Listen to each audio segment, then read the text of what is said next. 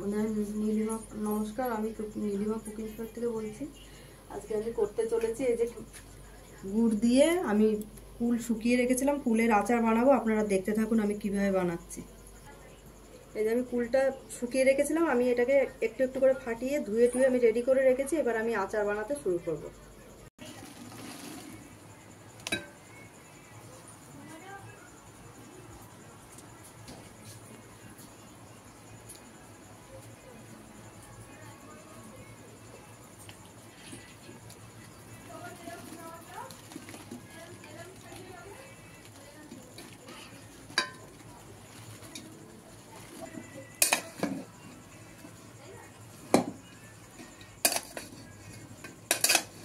আপনারা দেখতে থাকুন, এইভাবে আমি চাল দিয়ে বানাবো, বানিয়ে তারপরে নামাবো। মশলা টশলা দিয়ে মশলা রেডি করে রেখেছি, কি কি দেবো আপনাদের বলে দেবো।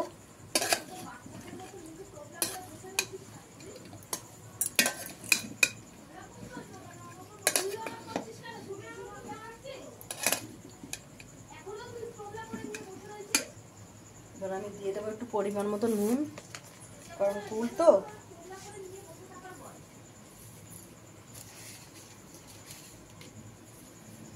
এই পর্যন্ত দিয়ে দিলাম, দেখা যাক।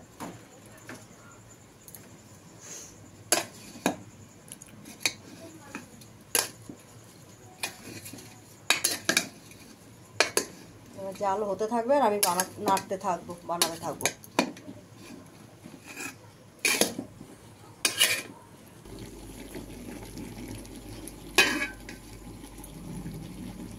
বন্ধুরা আমার হয়ে এসছে প্রায় আচার। এবার আমি আস্তে আস্তে নামিয়ে দেবো, আর একটুখানি হলে প্রায় হবার মুখে। নামিয়ে আমি মশলা দিয়ে দেবো।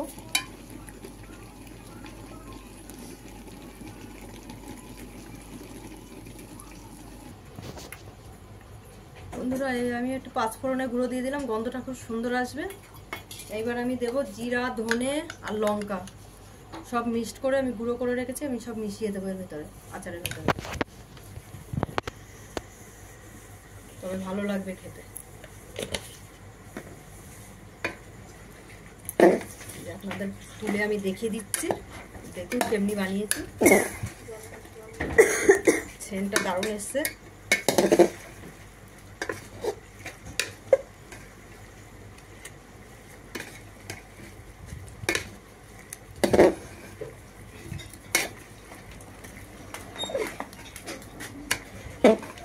সারা বছর রেখে খাওয়া যাবে, কোনো অসুবিধা নেই। খালি মাঝে মাঝে রোদ্দুরে দিতে হবে বয়েম ভরে। এখন ঠান্ডা না হলে আমি বয়েমে ভরতে পারবো না, গরমটা। আপনাদের দেখিয়ে দিচ্ছি আমি।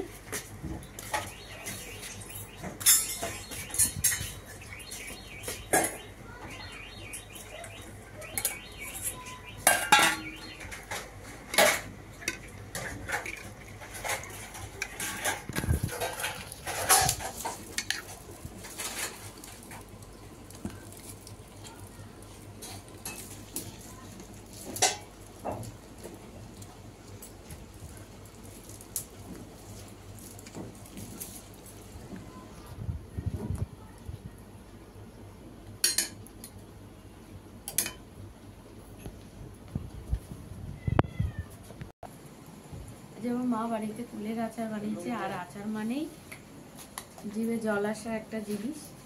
আর আমার মা আচারগুলো খুব সুন্দর বানায়। এবার আমি একটু টেস্ট করে দেখছি।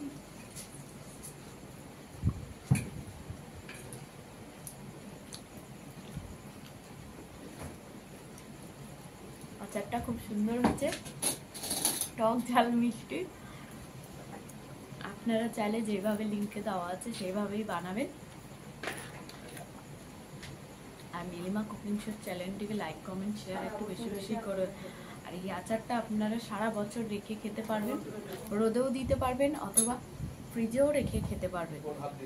বেশি ঘাটাঘাটি না করে আলুদ্ধ হাতে তুলে খেতে হবে।